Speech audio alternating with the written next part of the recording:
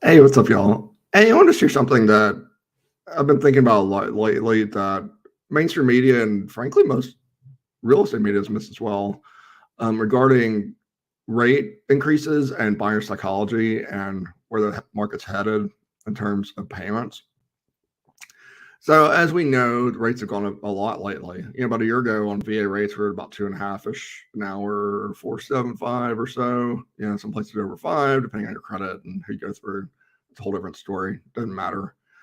Um, and so the way the mainstream media is portraying this, and the way, honestly, most real estate media is portraying this, I think is incorrect.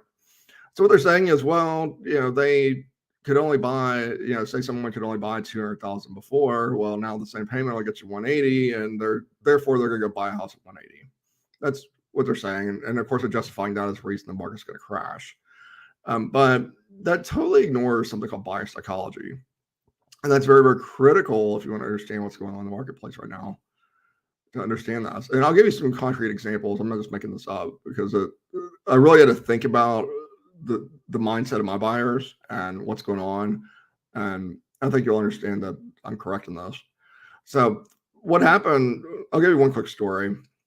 What happened was about a year ago, this guy came to me and said, I want to buy a house. And I said, okay, great. He wanted to buy a new Lebanon, new build. It was around 180-ish. I think the price doesn't even really matter. So we started the process. I'm supposed to smile more, so I will smile. We started the process, and we get locked him into like 2.5 ish. He gets halfway through, and he bailed on me. He decided, well, I don't know the right time to buy, and blah blah blah blah. Whatever justification was, he decided to not buy the house. A year later, comes back to me and says, okay, I'm ready to buy now. I'm like, okay, it's going to cost you a bit more, but we can certainly do that. So I paid him around the same level just to kind of keep the payments somewhat close to where he was at, even though obviously it's higher because rates have gone up.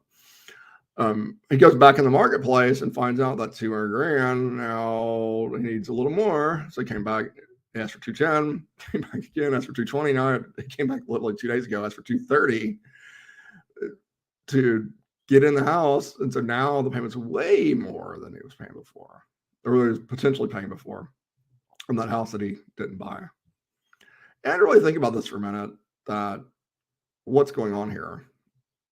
And I figured out it's buyer psychology. What's going on here? I'll give you another example. We're trying to buy a car right now. And when my wife and I looked at cars, we were initially thinking, oh, we're spending about 30 grand. Went to the dealership and they said, well, do you really want to spend 30 grand? You have to give up this, this, this, and this. Do you really want to give up the sunroof? Give up the fancy stereo, give up the hybrid features and all the other stuff. We're like, no, not really. Well, I guess you're spending 40 then on this car, or cut back. And guess what we did? We took the higher price car. Surprise, surprise, that's buyer psychology. I'll give you another example, one more, just to solidify this topic. I had a buyer last year, and he was approved for, I don't remember, 200-ish, doesn't matter. He swore up and down he's just spent 90 grand. That was his budget. I'm like, okay, are you sure? He would look at 2 houses. Came back to, he's like, I'm gonna spend a little more now. He had to spend 157 on the house. So again, buyer psychology. So here's what I figured out, and here's why I'm telling you this story, is that people buy based on their wants and needs and then justify it with the budget. Think about that. They buy based on their wants and needs and justify with their budget. They decide, I need a 3 or 4 bedroom house in the school district. It needs to be at least this age, this, and this is non-negotiable. What payment is that? And can I find a way, keyword being find a way to make that work? And assuming that I can make it find a way on the loan officer side, they will find a way to make it work. They'll find a way. They really will. And so that's why I think that this whole rate increase isn't going to crash the market at all. In fact, it's actually spurring people on, because we also got something called FOMO going on. And my loan officer friends will attest to this. We're getting a lot of people calling in, be like, oh my God, I get a house now because rates are in the 5s now, but I'm scared to go to 6 or 7. I need to lock it in now. So we got that going on too. So that's actually bringing more people in the market, not less. So that is my thoughts about why the market's still very, very hot. Well, before I give you my final thoughts, I will tell you it's not sustainable forever. I forgot about this part. It's not sustainable forever. So, for example, if the market gets to a point where maybe mortgage payments are $5,000 a month, and that's the average income, and there's not anybody that makes that much money, then obviously it's going to crash. And that, that's what happened in California 15 years ago. We went to Santa Barbara, what was that, 2010, I think. And like, even back then, everything was like 900 or 900,000 plus. And we're like, oh my God, this is insane here.